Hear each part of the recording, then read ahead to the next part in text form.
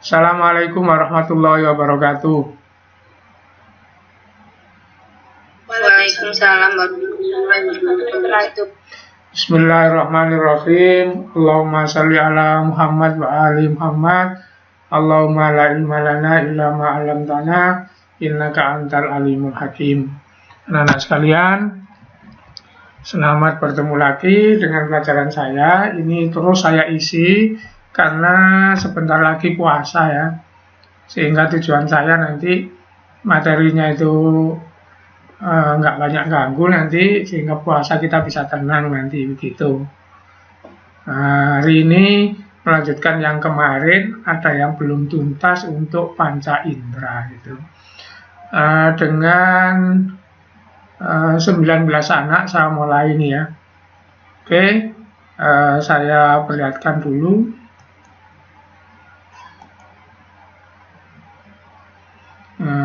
Apa sudah tampil ini PPT-nya, nak? Halo? Sudah, Pak. Sudah. Kemarin kita terakhir kita tentang telinga ya. Kita tentang telinga. Tentang telinga kemarin.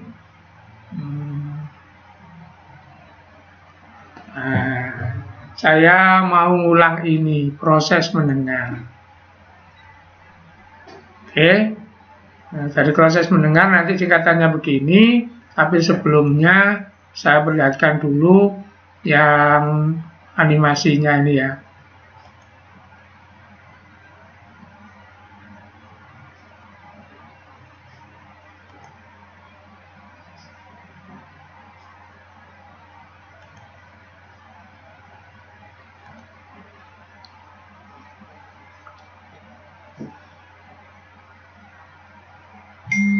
Bentar dulu ya.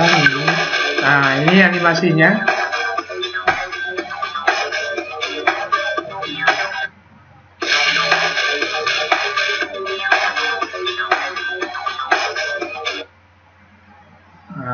Jadi saya ulang animasinya ya.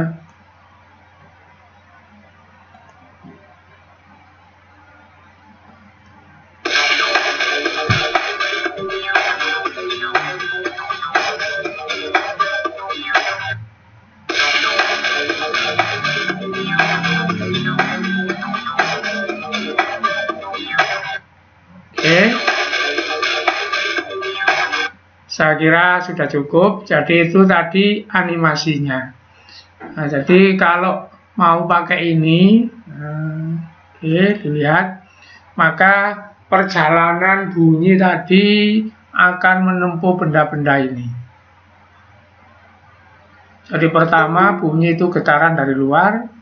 Nah, ini ada yang masuk.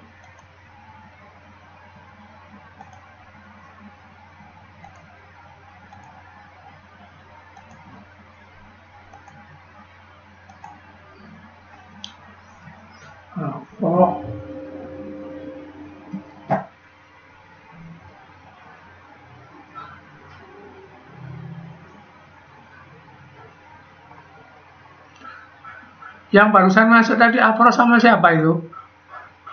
Halo? Oh, Karim ya. Afro sama Karim. Halo, suara saya masih didengar, nak? Halo? Halo? Iya, Pak. Oke, saya lanjutkan ya. Tadi sudah animasi proses mendengar. Waduh, ini nggak tertib itu apa? Masih terus. Safiur Rahman.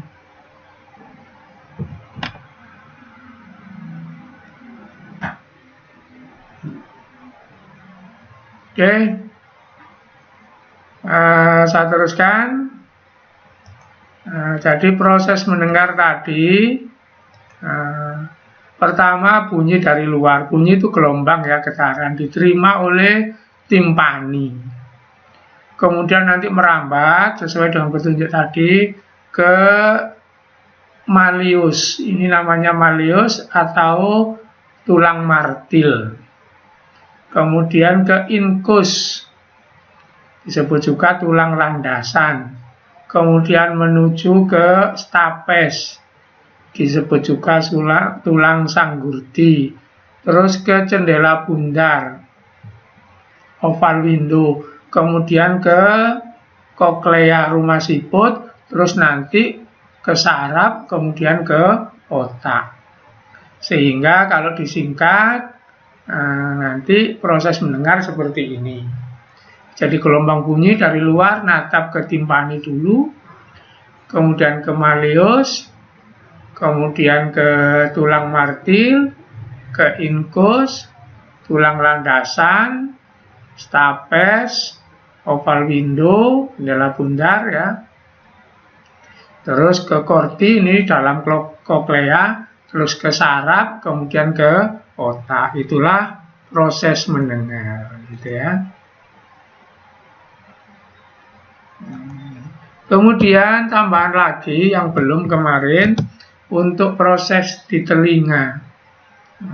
Perhatikan, ini ya.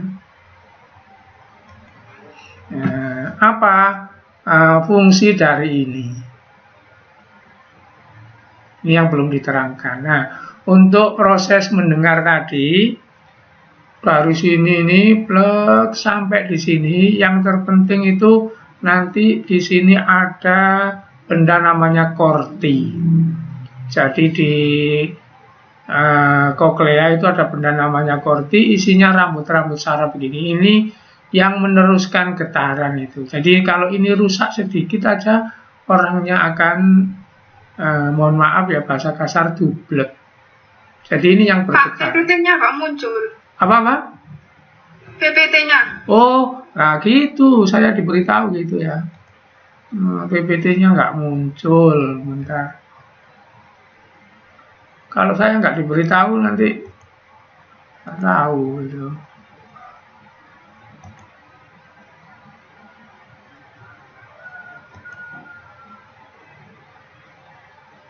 Ya berarti pas dipakai untuk nerima temanmu tadi itu hilang. Oke, coba. Nah, sudah muncul apa belum ini? Oke, jadi ini gini ya. Mohon maaf ya.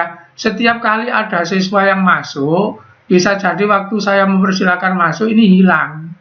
Kalau saya nggak persilakan masuk, kasihan anaknya kan gitu ya.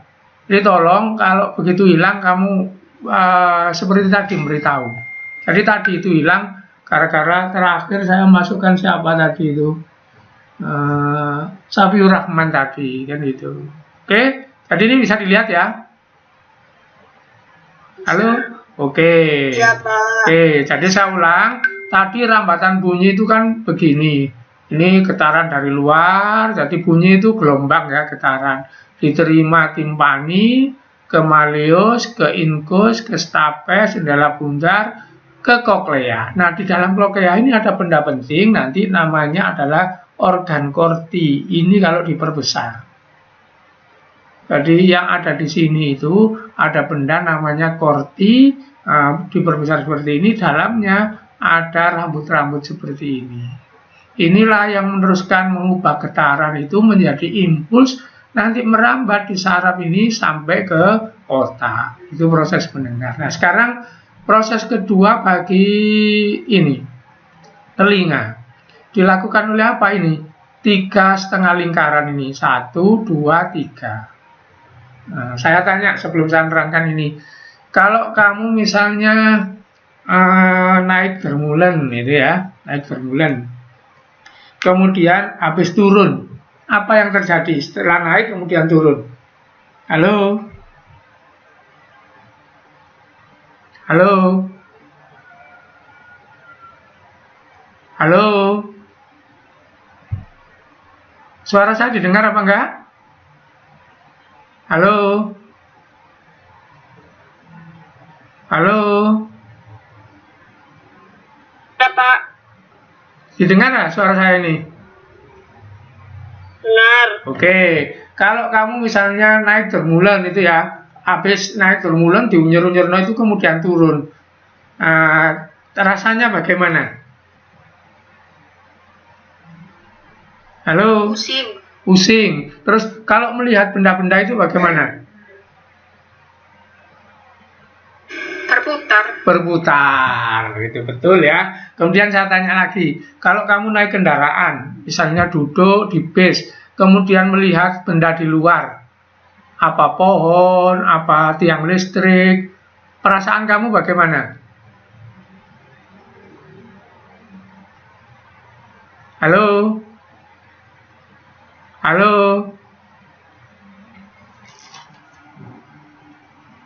Baik, saya tanya Jihan Marta. Halo Jihan Marta? Halo Jihan Marta?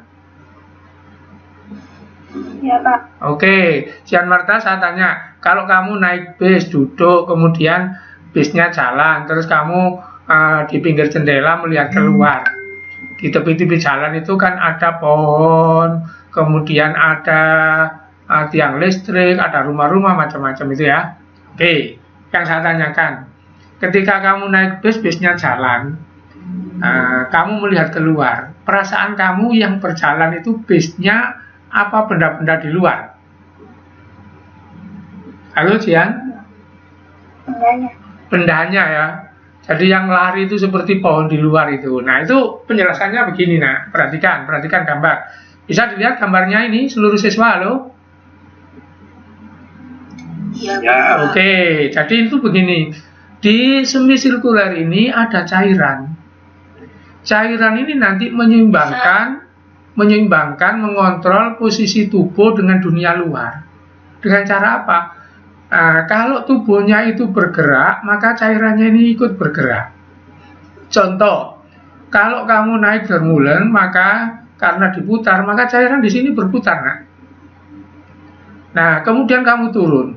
Ketika turun, cairannya ini masih berputar, maka sebentar kamu melihat dunia itu masih tetap berputar karena cairannya ini berputar.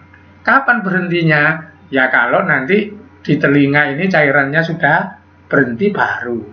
Nah, ketika kamu naik bis juga gitu. Cairannya ini juga bergerak. Sehingga timbul sensasi seolah-olah benda di luar bis lah yang bergerak. Gitu. Nah, mengerti maksudnya ya? Halo? Halo? Iya. Itulah namanya fungsi semisirkular itu keseimbangan. Mengetahui posisi tubuh dengan dunia luar. Jadi kamu dijungkir, kamu diputar, itu di sini ikut gitu. Nah, sekarang saya tanya, kalau kamu turun dari bis di perapatan misalnya, salah nggak apa-apa ini ya. Begitu turun, sebaiknya berhenti apa jalan? Halo, silakan siapa yang mau jawab?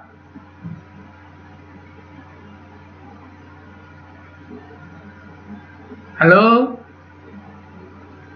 Oke, sudah. Saya mau nanya. Berhenti. Siapa itu yang jawab itu? Halo? Berhenti.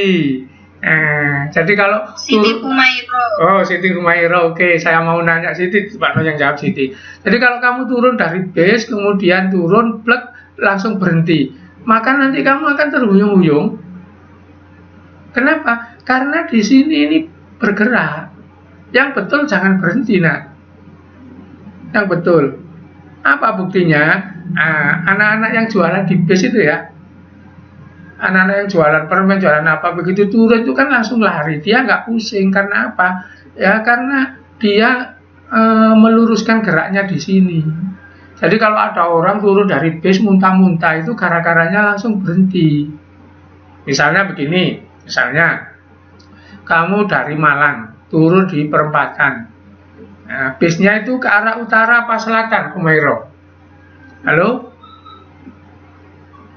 Halo, Humairo? Selatan. Saya tanya, kamu naik bis dari Malang, turun di perempatan, bisnya berjalan tadi dari selatan ke utara, apa dari utara ke selatan, nak? Dari selatan ke utara. Oke, betul jawabannya. Dari selatan ke utara. Maka, kalau menurut hukum ini, kamu kalau turun itu jangan berhenti berjalan, tapi jangan berlawanan arah. Jadi jangan turun dari bis langsung deprok, muntah-muntah kamu. Jadi turun dari bis, karena bisnya tadi dari selatan ke utara, kamu ya jalan pelan-pelan dari selatan ke utara, ngetutno yang ada di sini. Nah, itulah namanya fungsi telinga sebagai keseimbangan. Contoh yang lain lagi, kalau kita habis duduk atau dodok begitu, kemudian berdiri, apa yang terjadi? Halo? Habis duduk atau dodok itu ya, kemudian langsung berdiri dadak, apa yang terjadi perasaan kita? Halo? Yuyun, saya tanya Yuyun. Pusing. Nah, itu karena ini nah. Waktu kamu duduk tadi, cairan di sini turun ke sini. Kemudian kamu disuruh berdiri langsung dada, itu cairannya masih belum bisa bergerak naik, maka pusing. Nah, itulah fungsi semisirkuler untuk mengetahui posisi tubuh, menjaga keseimbangan, itu lewat cairan di sini. Oke? Nah, jadi untuk telinga sudah selesai sampai di sini. Saya ulang ya untuk telinga, karena habis ini saya ganti. Bagian telinga, 1 daun telinga, 2 lubang telinga. Nah, itu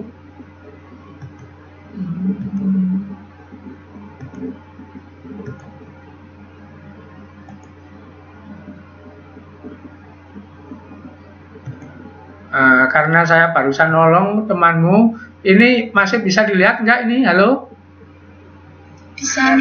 Oke, nggak hilang berarti. Saya ulang ya, daun telinga, lubang telinga, timpani, malleus, ini bahasa Indonesianya tulang martil, incus, tulang landasan, stapes, tulang sanggurdi, kemudian ada semisirkuler, 3 lingkaran, setengah lingkaran, kemudian koklea, terus ini hubungan telinga dengan hidung dan mulut, ini namanya lubang eustachius. Kemudian dari telinga yang perlu dipahami, proses mendengar itu merambat, begitu getaran rima di timpani, selaput gendang, pergi ke malleus, ke incus, stapes, jendela pundar, ke korti, ke saraf, ke otak. Tuh, yang terakhir dari telinga, organ telinga yang dipakai untuk keseimbangan itu adalah ini, 3,5 lingkaran ini. Di sini ada cairannya. Nah, cairannya itu bergerak-gerak. Ini ada tulisan flow of fluid. Flow itu aliran, fluid itu cairan. Nah, cairan yang ada di sini bergerak-gerak sesuai dengan gerakan tubuh. Kalau tubuhnya diputar, ya ini putar. Tubuhnya naik, ya naik. Tubuhnya maju, cairannya ya maju. Itu yang membuat sensasi gerak kita itu nggak langsung berhenti. Itu ya. Kalau kamu naik kapal nanti sudah turun itu bumi seperti horeg terus karena di laut tadi bergelombang gitu. Nah, itulah tentang telinga. Oke. Nah, saraf sudah gampang itu ya. Sekarang saya lanjutkan panca indera berikutnya. Halo. Coba dilihat panca indera nomor 3 ini apa, Nak? Kulit. Nah, kulit itu sebagai peraba atau perasa. Kita lihat susunannya ya, susunannya. Nah, nanti di kulit itu ada saraf ini. Nanti ada gambarnya. Saraf Pacini, Ruffini, Krauss, Meissner. Nah, ini saraf-saraf yang merasakan nanti. Kita lihat gambarnya dulu. Nah, ini kulit ya. Nah, jadi ini lapisan luar, ini lapisan tengah, kemudian ini lemak. Kalian yang gemuk nanti lemaknya ini tebal.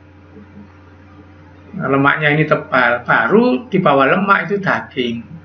Sehingga kalian yang gemuk itu tulangnya dilindungi daging, dilindungi lemak. Kalian yang nggak gemuk biasanya lemaknya ini kurang. Kalian yang kurus, lemaknya nggak ada, dagingnya tipis. Nah, ini langsung menipis gitu ya. Oke, tapi kita yang penting bukan itu nanti. Nah, lapisan kulit paling luar ini nanti namanya epidermis. Ini yang kalau ngelupas nggak apa-apa, jadi nggak berdarah. Kalau sampai terluka sampai ke lapisan kedua, baru nanti keluar darahnya. Kalau lapisan ketiga yang terluka, nanti darahnya akan mancur muncrat itu ya. Oke. Nah, inilah saraf-sarafnya. Saraf-sarafnya yang merasakan sensasi dari luar diterima oleh kulit. Saya ganti yang lain ya. Nah, jadi sarafnya nanti ada model begini, namanya Pacini. Ini. Ada model seperti ini namanya Ruffini. Ada model seperti ini namanya Meissner. Ada model seperti ini namanya Krauss. Jadi misalnya ini Pacini ini, gitu ya. Kemudian nanti ada Krauss ini. Kemudian nanti ada Ruffini ini. Oke, saya carikan gambar yang berwarna. Nah, ini. Nah, jadi inilah saraf-saraf yang ada di kulit. Jadi coba saraf ini, di mana posisinya? Di tengah. Untuk apa ini? Atasnya ini. Ruffini, reseptor tekanan untuk mendeteksi rangsang panas. Jadi ini Ruffini. Berikutnya misalnya ini, posisinya di sini, diperbesar seperti ini. Saraf apa ini? Pacini. Nah, ini tekanan kuat ditunjuk itu ya. Terus ini posisinya di mana? Di sini. Apa namanya? Merkel. Ini tekanan lembut, sentuhan lembut. Nah, jadi bukan ditunjuk, disentuh lembut itu ya. Kemudian yang atas ini di tepi. Nah, di atas ini ya. Memang di tepi, nggak di dalam. Saraf apa ini? Nah, saraf bebas sensori nyeri. Jadi keri itu ini, ya. Terus yang ini posisinya di mana? Agak ke tengah juga. Sini posisinya apa? Meissner, rabaan. Apa bedanya halus dengan rabaan? Nggak sama ya. Kalau halus itu kamu disentuh. Kalau rabaan itu kamu nyentuh. Kamu meraba tembok. Rumahnya gelap karena listrik mati. Terus kamu meraba-raba itu. Oh, ini tembok, oh ini plastik. Lah, itu yang merasakan ini. Kalau disentuh itu anak kecil sama ibunya digosok-gosok, nah itu disentuh itu ya. Nah, kalau ini nyeri itu misalnya kamu tergores sedikit itu nyeri ini ya. Nah, begitu, oke? Nah, jadi inilah saraf-saraf kulit kita. Nah, ada lagi saraf kulit yang belum saya terangkan. Ini saraf kulit untuk apa? Untuk menggerakkan rambut. Jadi rambut itu bisa digerakkan. Ada orang yang pintar menggerakkan rambut ya. Gitu ya. Halo, masih didengar suara saya? Ya, Pak. Oke, ada yang ditanyakan, nak? Kalau ada ini yang saya tolong, oh nggak ada. Oke, nggak ada yang ditanyakan ya? Kalau nggak ada, saya lanjutkan tentang kulit tadi. Nah, ini contohnya ya tentang kulit. Saya ulang-ulang berkali-kali. Ini misalnya head, panas. Ini light thought, sentuhan ringan. Pain, rasa sakit. Cool, apa nak cool itu? Halo, cool apa? Dingin, gitu ya. Nah, jadi cool itu dingin. Kemudian ini untuk strong pressure. Strong itu apa? Kuat. Jadi ini tekanan kuat ditunjuk gitu ya. Nah, itulah tentang kulit. Nah, sama saja diulang-ulang ya sama. Nah, diulang-ulang gitu. Diulang-ulang sama. Oke, sekarang saya ganti indera pembau. Nah, hidung. Nah, hidung kita ya. Membau.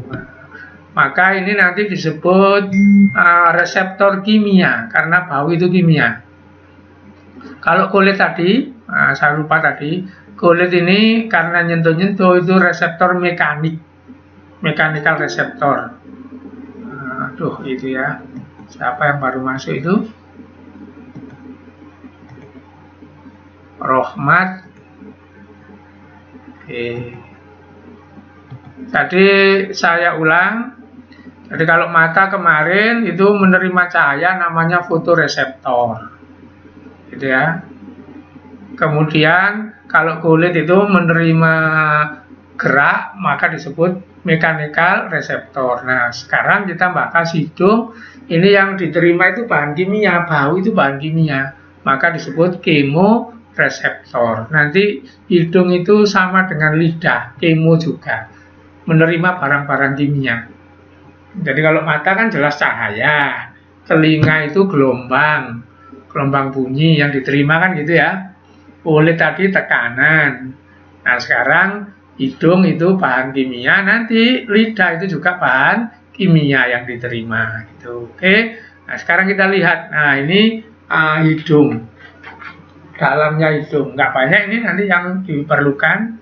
Apa? Nanti di hidung itu ada saraf ini. Ini yang membau. Namanya olfaktori. Jadi di hidung kita itu. Jadi kalau ini masuk, seret, ada olfaktori. Nah, ini mumpung ada peristiwa ini ya. Apa? Orang yang sekarang kena corona itu, olfaktorinya ini ketutup. Jadi dia memproduksi lendir, nutup sini, maka nanti bau itu ketutupan lendir. Sehingga nggak diterima ini. Maka orang yang kena corona ini kehilangan daya penciuman. Itu. Saya tanya anak saya sendiri yang kena kemarin ya gitu. Jadi, loh kok tiba-tiba nggak bisa mencium, baru diperiksakan, di tes PCR ketahuan. Nah, kalau di tes PCR itu kan hidungnya ini disogok ke sana ya. Sampai sini itu alatnya. Mengambil lendir. Lendirnya itu diperiksa, baru ada virusnya itu gitu. Oke. Jadi saraf yang dipakai untuk membau di hidung itu apa nak namanya? Halo? Halo? Saraf olfaktori. Olfaktori gitu ya. Nah, ini. Jadi ini ada saraf diperbesar seperti ini. Nah, ini sel-sel sarafnya itu. Jadi ini kemarin yang dendrit itu lain yang menerima bau itu. Sarafnya disebut saraf olfaktori segitu. Itu tentang hidung. Sudah nggak ada keterangan lain lagi ya tentang hidung. Jadi hidung berfungsi sebagai pencium.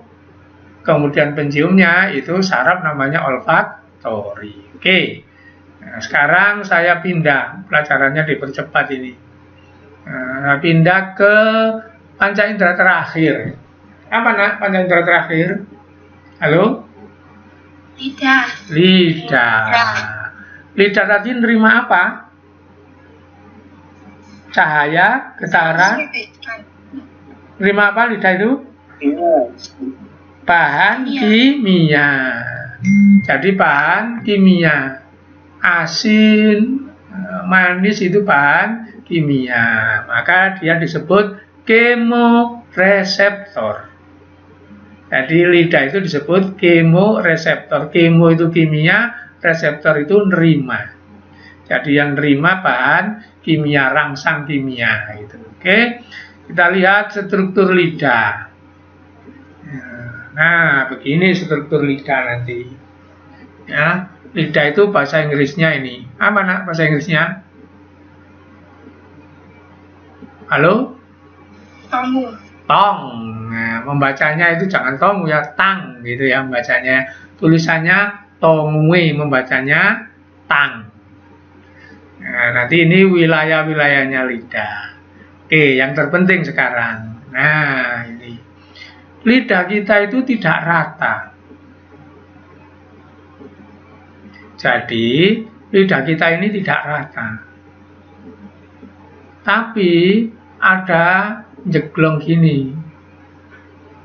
Nah, jadi ini nekuk ke bawah sedikit. Jadi di permukaan ini ya banyak cekungan-cekungan ini. Nah, kemudian di cekungan itu ada sarafnya.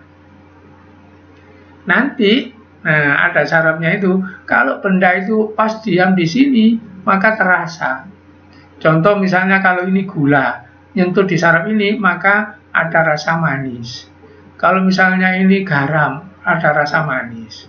Begitu. Jadi lidah kita ini nggak merata.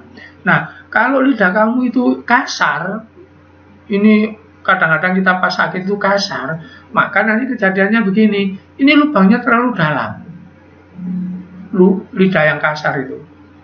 Karena lubangnya ini nggak segini tapi dalam, jika ini ada garam, maka garamnya itu berhenti di sini lama. Saya tanya, kalau kamu lidahnya lagi kasar, kena garam, rasanya bagaimana? Halo?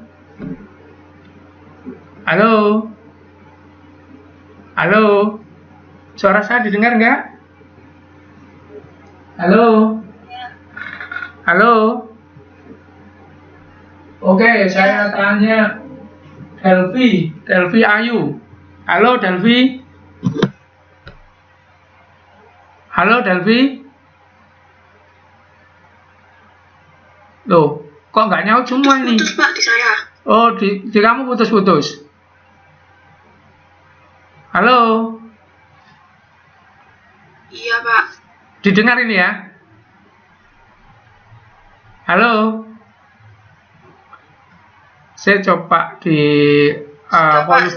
sudah. Oke, saya tanya siapa saja boleh jawab. Kalau lidah kita ini kasar, saya terangkan tadi, itu berarti lubang-lubangnya ini dalam segini. Nah, kalau lidah kamu lagi kasar, itu lubangnya dalam, maka saya tanya, kalau kena garam rasanya bagaimana? Asin. Kalau lagi kasar, selain asin apa? Jadi lidahnya ini lagi sakit, kasar. Apa? Perih, betul. Yang jawab perih itu betul. Jadi perih, itu. Kenapa? Nah, saya terangkan begini. Kalau misalnya kamu normal, maka lubangnya itu segini aja. Garam dirasakan sebentar, maka asin nyaman. Tapi kalau lidahnya ini lagi kasar, itu berarti ini dalam ke sini. Maka garamnya berhenti di sini lama, bukan asin lagi nanti, tapi malah perih. Itu lidah yang lagi sakit, jadi kelamaan nanti ini, gitu ya. Jadi ini saraf lidah itu seperti itu. Oke, sekarang pembagian ya, pembagian saraf lidah. Nah ini proses merasakan ya. Ini diumpamakan nih sugar, molekul gula masuk ke sini, gitu ya. Nah, maka ini diperbesar seperti ini. Maka nanti molekul gula yang diterima itu dikirim sampai ke otak.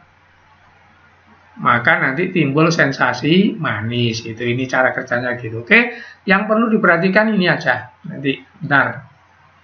Nah, ini pembagian wilayah. Jadi lidah kita itu sama Allah dibagi-bagi wilayahnya seperti ini.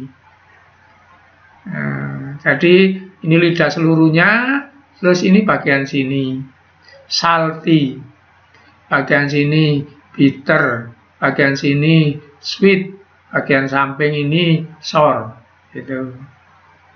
Nah, jadi semua di sini ya seperti ini gambarnya, tapi sama Allah dibagi wilayahnya. Salty apa nak? Halo? Salty itu apa? Halo? Asin. Asin. Nah, salty itu asin. Kalau ini pasti tahu. Sweet apa? Sweet. Manis. Nah, jadi yang merasakan asin dengan merasakan manis wilayahnya nggak sama. Lupa membedakan ini dengan ini bagaimana? Lah itu. Manis itu di ujung. Kalau ini di samping, nak. Oke, lidahnya saya taruh ke atas lagi supaya pas. Nah, ini. Nah, nanti lidah itu ada yang di samping, sini samping ya. Samping, ada yang di ujung, ada samping atas, ada samping bawah. Nah, begitu. Jadi ini lidahnya, lidah kamu itu kan tebel, itu ada ketebalannya. Ada samping atas begini, terus ada yang di ujung, ada samping dari sana ya, samping bawah. Nah, maka bacanya begini, perhatikan. Bacanya. Nah, ini ya. Ini apa ini? Nah, yang gampang dulu. Di atas tapi bagian belakang itu merasakan pahit. Di atas tapi ujung depan merasakan manis. Nah, terus antara ini dengan ini. Ini di atas, mohon maaf, ini di samping bawah itu merasakan asam. Ini di samping atas merasakan asin. Nah, saya ulang ya, saya ulang. Kalau ini jelas di pangkal itu pahit. Makanya kalau kamu minum jamu itu sudah mau masuk tenggorokan baru terasa pahit. Manis itu di ujung, makanya dijilat itu manis gitu ya. Terus kalau di samping atas itu asin. Nah, kemudian kalau di samping tapi bawah itu asam gitu. Itu pembagian merasakan. Tapi di masing-masing ini pasti ada jeglongan seperti ini, ada sarafnya. Di sini ada reseptor untuk menerima rasa gitu ya. Oke, nah ini contohnya ya. Nah, pembagian lagi itu. Nah, ini belakang pahit, depan manis. Nah, yang repot itu ini. Yang repot itu membandingkan asam dengan asin. Asin itu di atas, nah kemudian kalau asam di samping, gitu ya, di samping. Ini ya di samping tapi atas. Nah, kemudian kalau asamnya nanti betul-betul samping, asinnya di atasnya, gitu. Oke? Nah, ini kalau digambar seperti ini ya sulit juga kan, karena gak bendanya langsung. Oke, kalau kepingin langsung saya peragakan saja. Supaya enak, saya peragakan ya. Oke, sekarang dilihat. Saya bisa ini yang saya pegang bisa dilihat nggak? Halo? Bisa. Oke, bisa. Yang saya pegang ini diumpamakan lidah ya. Diumpamakan lidah. Makan lidah yang saya pegang ini. Maka nanti yang dimaksud samping bawah itu ini yang sedang saya tunjuk ini, mubeng begini. Kalau samping atas sini. Kalau misalnya orangnya ke sana, kemudian Pak ini pangkal. Sehingga nanti begini, coba dilihat ini ya. Nah, maka di pangkal sini itu pahit. Di ujung sini manis. Gitu. Kemudian di samping sini, nah samping sini, kelihatan ya, samping sini. Samping sini, ini asam. Terus samping atas ini, kanan kiri itu adalah asin. Gitu. Bisa ya? Diterima ya? Oke? Saya ulang. Di ujung sini rasa apa nak? Halo? Manis. Manis. Nah, saya pakai pulpen saja. Di ujung sini manis. Di pangkal sini? Pahit. Di samping sini? Samping sini? Asam. Samping atas? Asin. Oke, berarti jelas sudah ya. Oke. Itulah tentang lidah. Saya kira sudah selesai untuk panca indera. Saya tawarkan, ini pakai istirahat apa terus? Halo? Pakai istirahat apa terus? Halo? Pakai istirahat apa terus? Ini jam 8.24. Terus ya? Halo? Oke, terus. Sekarang Sekarang kita pindah bab kalau terus ya.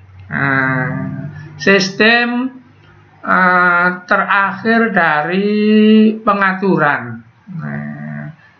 Dilihat judulnya itu apa nak? Halo? Sistem hormon. Sistem hormon. Saya tanya, sistem pengaturan tubuh kita yang pertama dulu kita bahas sistem apa? Yang pertama yang sudah kita bahas sistem apa?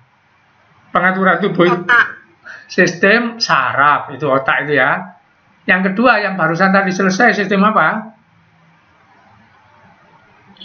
Panca indera. Nah, sekarang yang ketiga itu sistem hormon. Nah, jadi saya ulang, tubuh kita ini diatur oleh 3 hal kegiatannya itu.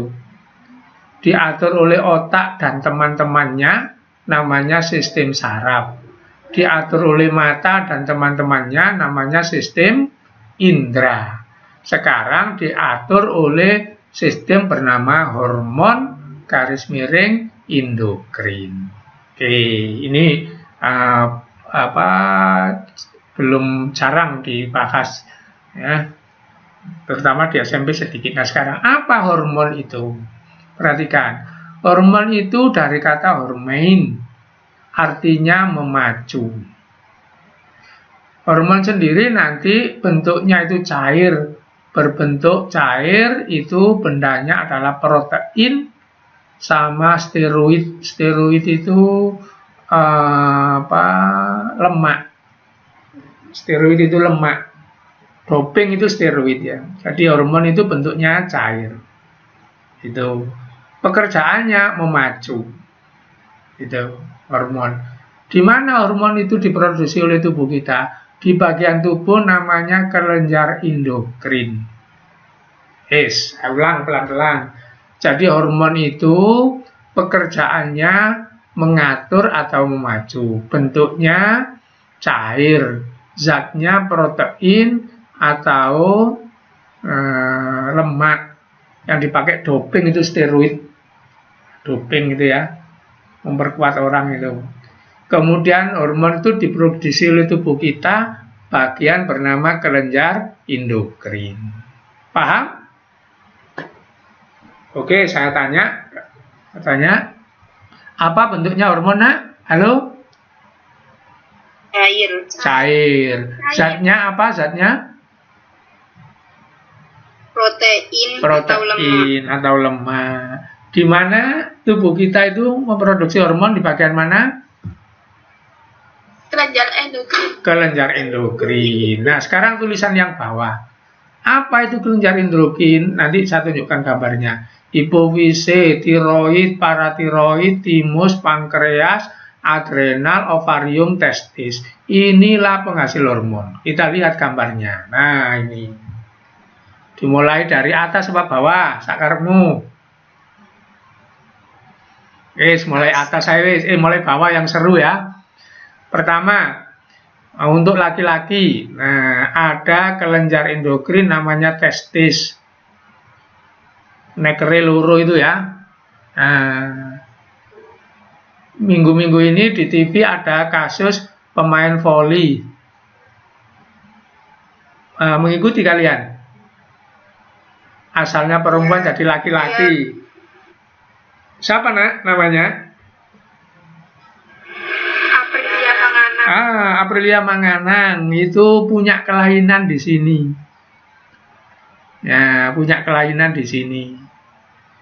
Nah, setelah dicek kesehatan, ternyata organ dalamnya itu yang banyak laki-laki. Tapi dulu keluarnya ini nggak sempurna, sehingga orang awam mengira itu perempuan, padahal hormonnya laki-laki. Makanya dia ototnya kekar, sekarang dikembalikan jadi laki-laki. Jadi Aprilia Manganang itu kemarin punya testis, tapi tersembunyi. Maka penyakitnya disebut hipospagia. Itu ya, tersembunyi, ini mendelep di perutnya, sekarang diturunkan, gitu ya. Itu. Untuk perempuan, baru ini memang di perut, namanya ovarium. Jadi kalau laki-laki punya testis, perempuan punya ovarium, DW ya. Itu kelenjar nomor 1 dari bawah. Kelenjar nomor 2, pankreas. Ini laki-laki perempuan sama punya. Kelenjar nomor 3, adrenal. numpang di ginjal. Ini baik laki-laki maupun perempuan punya. Kelenjar berikutnya timus. Ini di dada. Kelenjar berikutnya tiroid yang besar ini. Terus paratiroid yang kecil 2 ini.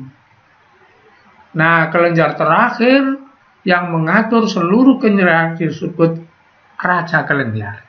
Apa itu? Nah, ini namanya pituitari atau hipofisi. Kalau talamus nanti bagian dari otak yang ngatur semuanya ini. Oke, jadi inilah yang tampil ini adalah benda yang bernama endokrin. Apa? Penghasil hormon. Jadi nanti ada hormon keluar dari sini, menyebabkan dia berkumis, gitu. Ada hormon keluar dari sini, menyebabkan dia, mohon maaf, payudaranya membesar, gitu. Gak sama kerjanya ya ini laki-laki dengan perempuan. Ada hormon keluar dari sini, ngatur di sini, menyebabkan suara laki-laki beda dengan suara perempuan. Nah, begitu. Oke, nanti ada hormon dari pankreas. Ngatur apa? Penjelasan berikutnya. Oke, saya ulang. Jadi ini semua namanya apa, nak? Jadi satu. Halo? Endokrin. Endokrin itu tugasnya menghasilkan apa? Hormon. Oke, sekarang kita prinsip kerjanya. Sistem endokrin, prinsip kerjanya. Pertama, pengertian hormon. Hormon itu apa? Bahan kimia. Nanti akan berada di mana dia setelah diproduksi? Di aliran darah. Gitu. Kemudian ada istilah kedua, sel target. Apa sel target itu? Lokasi hormon bekerja. Saya ulang, sel target itu lokasi hormon bekerja. Loh, kok lokasi hormon bekerja maksudnya apa? Begini, ke atas ya. Hormon itu nanti dihasilkan di tempat itu belum tentu bekerja di situ. Contoh, hormon insulin dihasilkan di mana? Di pankreas. Jadi hormon insulin diproduksi di pankreas. Apa tugasnya hormon insulin? Menurunkan kadar gula dalam darah. Saya tanya, berarti hormon insulin bekerja di mana, nak? Kalau gitu, halo? Darah. Di darah. Gitu. Saya ulang ya pelan-pelan. Hormon insulin pabriknya itu di pankreas. Nah, gunanya hormon insulin itu menurunkan kadar gula dalam darah. Jadi hormon insulin itu berarti harus keluar dari pankreas menuju mana? Menuju mana? Menuju darah. Nah, begitu ya. Contoh berikutnya. Nah, yang gampang sekarang, paling gampang. Misalnya ini ada testis. Kalau laki-laki ini dewasa menghasilkan hormon testosteron. Salah satunya hormon testosteron itu mengatur tumbuhnya kumis. Saya tanya, di manakah hormon testosteron dihasilkan? Di bibir apa di testis? Testis. Di testis. Di manakah hormon testosteron bekerja? Di testis apa di bibir? Bibir. Di bibir untuk urusan kumis tadi. Contoh berikutnya. Ada hormon perempuan namanya estrogen. Dihasilkan oleh ovarium. Saya ulang, estrogen dihasilkan oleh ovarium. Nanti estrogen itu bekerja menumbuhkan payudara. Itu pertanyaannya. Diangkut dari manakah estrogen itu? Saya tanya, diangkut dari manakah estrogen itu dan diangkut kemana? Ayo jawabannya. Halo? Estrogen diangkut dari mana ke mana, nak? Dari ovarium Dari ovarium ke payudara. payudara. Begitu ya. Jadi hormon itu seperti itu. Oke, kalau paham sekarang saya teruskan. Nah, jadi ada hormon, ada sel target. Sel target itu tempatnya. Misalnya testosteron menumbuhkan kumis, maka sel targetnya di bibir, gitu ya. Misalnya insulin mengubah gula, maka sel targetnya di tempat pengubahan gula, gitu. Maka nanti ada pemahaman pendek seperti ini. Perhatikan, ini apa? Pabriknya hormon, maka disebut endokrin. Ini apa? Pembuluh darah. Ini apa? Tempat hormon bekerja, namanya sel target. Sehingga kalau dia diproduksi harus diberikan ke darah, diangkut ke sel target. Ini jaraknya belum tentu pendek seperti ini, tapi disingkat. Bisa panjang ya, bisa pendek juga. Oke? Ngerti ya? Halo? Oke, sekarang saya tunjukkan contohnya. Ini contohnya. Saya katakan tadi ada yang pendek, ada yang panjang. Ya. Ada yang pendek, ada yang panjang. Contoh ini ya. Ini berarti pendek, ini menengah, ini panjang. Saya terangkan satu saja ini. Misalnya, perhatikan ini, saya baca pelan-pelan. Low blood glucose. Low blood glucose. Apa? Glukosa di dalam darah rendah. Glukosa di dalam darah rendah. Nah, kalau glukosa dalam darah rendah itu berarti nanti harus dinaikkan apa diturunkan? Nah? Halo? Halo? Apa? Yang keras jawabnya? Kalau glukosa di dalam darah kita itu terlalu rendah, berarti supaya tubuh kita normal harus dinaikkan apa diturunkan? Dinaikkan. Perhatikan pelan-pelan ya. Kamu nggak usah bingung melihat ini. Ikuti saja nanti ngerti. Jika glukosa dalam darah kita rendah, glukosa itu apa? Gula darah. Ini gula darahnya rendah, itu merupakan rangsang. Akan diterima oleh kelenjar endokrin ini. Apa kelenjar endokrinnya? Pankreas. Jadi dia diberitahu oleh darah, dekku rendah gitu. Maka pankreas itu memproduksi hormon namanya glukagon. Nah, ini bunder-bunder cilik ini glukagon. Diproduksi oleh dia, dikirim ke pembuluh darah. Kemudian dari pembuluh darah dikirim ke sel targetnya. Di mana glukagon bekerja? Di liver. Sel targetnya liver. Nah, nanti apa livernya? Nah, ini akan merubah glikogen menjadi glukosa. Glikogen itu gula otot, glukosa gula darah. Sehingga gula darahnya jadi naik. Gitu. Paham ini maksudnya? Paham. Saya ulang ya, saya ulang.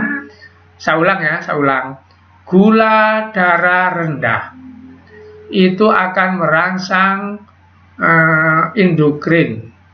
Apa endokrinnya? Pankreas. Karena pankreas itu diberitahu gula darah rendah, maka pankreas memproduksi hormon namanya glukagon. Itu diberikan kemana? Ke pembuluh darah. Dikirim kemana? Ke hati. Maka nanti di hati ada proses dilakukan oleh glukagon itu mengubah glikogen menjadi glukosa. Itu yang dilakukan oleh glukagon. Sehingga glukosanya tambah. Itu namanya responnya. Gitu. Paham ya? Oke, sekarang kalau paham saya tanya. Dalam rangkaian ini, siapa yang menghasilkan hormon? Dalam contoh ini. Halo? Silakan, siapa yang mau jawab? Apa? Siapa yang menghasilkan hormon? Halo? Halo yang keras. Siapa yang bertindak sebagai endokrin? Siapa nak? Pankreas. Pankreas itu. Betul. Pertanyaan berikutnya, hormon apa dalam peristiwa ini yang dihasilkan oleh pankreas?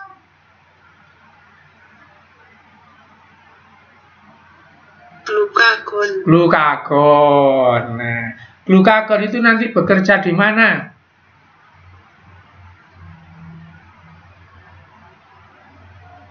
Di mana? Liver. Liver. Glukagon itu nanti akan merubah apa menjadi apa?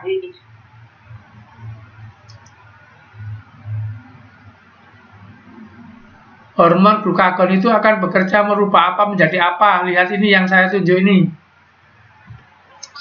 Glikogen menjadi glukosa. Nah, glikogen breakdown itu dipecah menjadi glukosa. Nanti glukosanya release into blood, dilepas ke darah, sehingga darahnya mengandung glukosa sehingga nggak lagi rendah. Paham ya? Oke, itu. Ini sama saja kalau dikasih contoh sama. Sama ini nanti. Cukup satu saja ya. Oke, sekarang kita bahas macam-macam hormon ya. Macam-macam hormon, macam-macam kelenjar. Yang pertama kita bahas itu induknya dulu, namanya hipotalamus. Karena ini ngatur segalanya. Nanti ada urutan begini, ini hipotalamus. Nanti hipotalamus ngatur hipofise. Itu. Hipofise ngatur yang lainnya. Jadi ini hipotalamus di tengah otak ya. Hipotalamus itu memproduksi hormon, ngatur hipofise. Nama lain hipofise itu pituitari. Oke. Nah, dilihat. Jadi semua dimulai dari hipotalamus. Maka hipotalamus itu disebut master control. Jadi umpama negara itu presidennya. Presiden ngatur gubernur, gubernur ngatur apa itu. Paling top itu hipotalamus. Maka disebut master. Master Control Center of Endocrine, ngatur semua kelenjar itu hipotalamus ya. Jadi hipotalamus ngatur hipofise, hipofise ngatur yang lainnya nanti itu. Oke. Jadi semua kelenjar diatur oleh siapa nak? Halo? Hipotalamus. Dengan urutan hipotalamus mengatur hipofise. Hipofise nanti ngatur bawahnya gitu. Oke. Satu itu. Berikutnya hipotalamus ya. Nanti ngatur hipofise. Nanti hipofise ngatur yang lainnya. Caranya talamus, hipotalamus ini mengeluarkan hormon ngatur ini. Nanti ini mengeluarkan hormon ngatur yang lainnya. Gitu urutannya. Oke. Nah, hipotalamus terletak di bagian otak. Berperan mengatur air dan tubuh, mengatur perkembangan kelamin. Nah, itu kerjasama dengan kelenjar pituitari. Ini yang ngatur yang lainnya itu. Nah, jadi orang kalau nggak beres dimulai dari sini berbahaya. Jadi kalau nggak beres mulai dari sini ke bawah nggak beres semua. Itu karena urutannya tadi itu ya. Oke, saya lanjutkan. Nah, hipotalamus ini memproduksi hormon, ini puntar-puntar ini mempengaruhi hipofise. Hipofise nanti memproduksi hormon, segitiga-segitiga ini mengatur yang lain. Sebagai contoh ini, sebagai contoh ya, sebagai contoh ini. Apa ini? Uterine muscle mammary gland. Apa maksudnya? Ini uterus pada perempuan. Kalau mau lahir itu otot uterus. Diatur oleh apa? Hormon oksitosin. Jadi dokter itu kalau meriksa orang mau melahirkan itu kan diperiksa kapan lahir itu salah satunya dari kadar hormonnya. Kalau oksitosinnya sekian persen, dokter bilang ben kon lahirno gitu. Nah, saya ulang. Jadi ada hormon namanya oksitosin ngatur uterusnya perempuan mau melahirkan. Oksitosin ini diproduksi oleh hipofise. Hipofise ini diatur oleh hormon yang berasal dari hipotalamus. Nah, ini contoh. Contoh yang lain. Kencing. Siapa yang ngatur kencing? Ginjal. Ginjal kita diatur oleh hormon ADH. Kalau kamu nggak punya ADH, ngompol kamu nanti. Nggak terkontrol gitu ya. Contohnya, orang yang ketakutan. Jadi kamu ketakutan, plek, hipotalamusmu libur. Nggak produksi sini, ini nggak produksi ADH, akhirnya nggak ada yang kontrol ginjal, maka terkencing-kencing. Nah, seperti itu nanti ya. Halo, paham maksudnya? Halo? Halo? Halo? Suara saya didengar apa enggak? Halo? Ini banyak yang keluar tak ini? Halo? Coba tak ceknya. Dengar. Ini masih ikut semua kok gak ada yang nyaut gimana? Halo? Iya, Pak. Wah, gitu. Nggak apa-apa bareng nyaut bareng gitu ya. Saya tanya. Nah, saya tanya. Ini saya jelaskan contoh hipotalamus ngatur hipofise, ngatur berapa benda bawahnya ini. Halo? Ngatur berapa bagian tubuh? Contohnya ini, sekedar contoh. Halo? Dua ya. Ini uterusnya perempuan, kalau mau melahirkan, ini ginjal. Ginjal bisa laki-laki, bisa perempuan. Ini nanti apa cuma dua? Enggak, nanti banyak. Semua dikontrol oleh hipotalamus, hubungannya ke hipofise, nanti ke bagian-bagian tubuh. Oke, kita teruskan. Nah, ini contohnya. Yang lengkap ini ya, yang lengkap. Nih, hipofise, hipotalamus, produksi hormon, dikirim ke hipofise. Kalau tadi dua, nah bentar, dua itu yang sebelah sini, dua. Terus yang sebelah sini, nah ini diterangkan ini. Bentar. Nah, ternyata yang sebelah satunya lagi, jadi hipofise itu ada dua kan. Ini tadi ngatur dua, ini ngatur 1, 2, 3, 4, 5, 6. Apa saja yang diatur ini? Tiroid, adrenal, testis, nah ini ya, kemudian pertumbuhan, terus mammary gland ini, mohon maaf, susu, nah itu ya. Nah, jadi ini malah ngatur 6 hal, yang sini ngatur 2. Makanya tadi saya katakan seluruhnya diatur oleh hipofise. Hipofise seluruhnya ini diatur oleh hipotalamus. Oke, sekarang perhatikan. Nah, masih ada yang masuk hari gini. Apa ini? Aisyah. Mau buyar baru masuk. Halo? Gambarnya ini masih bisa dilihat, nak? Halo? Bisa. Masih bisa ya? Ya, Pak. Oke, perhatikan kalau masih bisa. Hipofise itu nanti ada dua, nak. Hipofise yang satu disebut posterior. Nah, jadi ini disebut hipofise yang posterior. Kemudian ini nanti disebut hipofise yang anterior. Jadi hipofise ini ada dua, posterior sama anterior. Nah, kemudian tugasnya, nah ini, yang ini tugasnya ini produksi hormon ini, FSH, LH. Nanti ini diterangkan waktu saya menerangkan reproduksi ya, bab terakhir kelas 2 ini. Terus TSH ini diterangkan nanti sekarang ini, kalau waktunya cukup. Masih bab hormon. Nah, kemudian ini ATCH, growth hormone, GH itu sini. Kemudian yang ini panahnya ke sana. Ini hormonnya. Sehingga nanti disimpulkan jadi seperti ini. Nah, perhatikan. Nah, hipofise yang sini ngatur apa? Ngatur apa, nak? Halo? Apa ini? Halo? Gambar apa ini? Halo? Nggak usah risih. Hipofise ini ngatur apa ini? Halo? Halo? Suara saya didengar apa enggak? Halo? Loh, kok nggak ada yang jawab? Iya, Pak. Ya, ngatur apa ini? Payudara. Payudara. Kemudian hipofisis ini masih tetap ngatur ini. Ngatur apa anak ini namanya? Apa ini namanya? Loh, ini dibaca apa?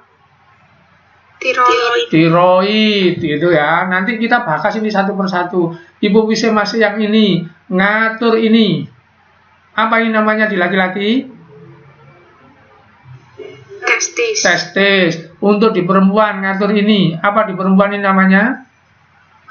Ovarium. Ovarium. Masih hipofisis ini, ngatur ini. Apa namanya ini? Adrenal. Adrenal. Hipofisis ini ngatur di sini. Apa ini? Liver. Nah, ini nanti kita perinci satu persatu. Coba diperinci satu-satu. Nah, ini hipofisis. Menghasilkan hormon endorfin penghilang rasa nyeri. Jadi rasa nyeri itu dihilangkan oleh endorfin. Makanya nanti ada obat menghilangkan rasa nyeri. Itu nanti obatnya itu sama orang-orang disalahgunakan di narkoba itu ya. Itu menghilangkan rasa sakit.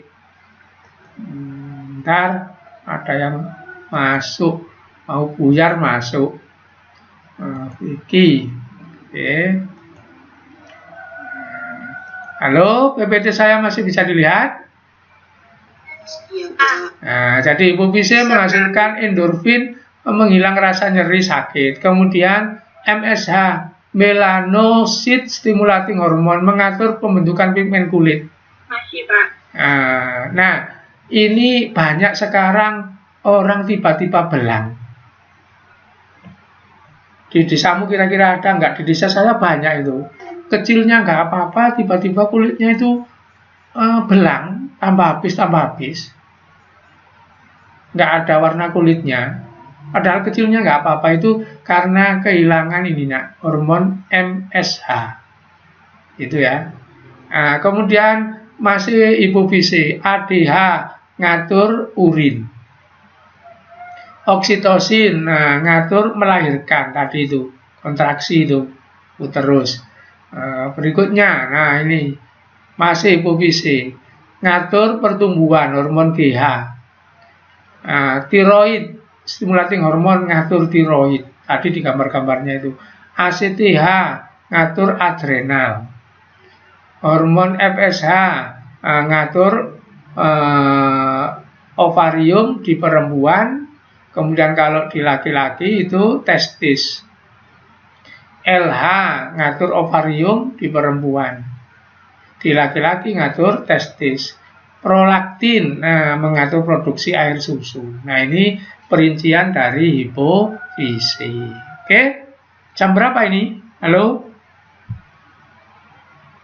Halo? 853. 853. Terlalu panjang nanti nggak enak ya.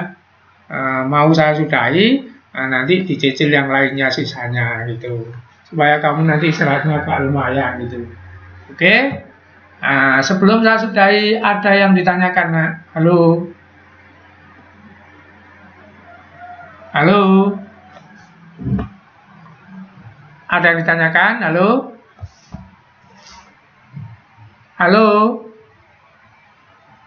Nggak ada. Gini, tolong jangan keluar dulu sebentar ya, sebelum saya tutup. Saya mau melihat absen ya. Saya mau melihat absen dulu. UTS-nya sampai berapa, Pak? Oh, UTS. Oh ya, saya lupa. UTS-nya nanti hanya 2 bab. Respirasi sama ekskresi. Jadi UTS-nya itu hanya 2 bab, respirasi sama ekskresi. Ini nggak ikut. Yang sekarang diterangkan ini nggak ikut ya. Ntar saya lihat absen dulu. Vicky Jihan.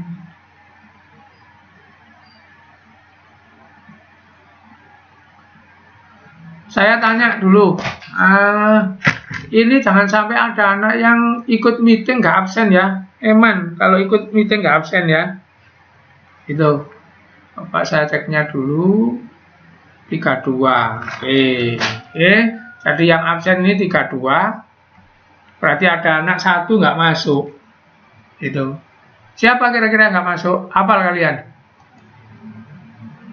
Gak apa-apa, nanti saya cari, oke? Jadi saya sudahi sampai di sini pertemuannya.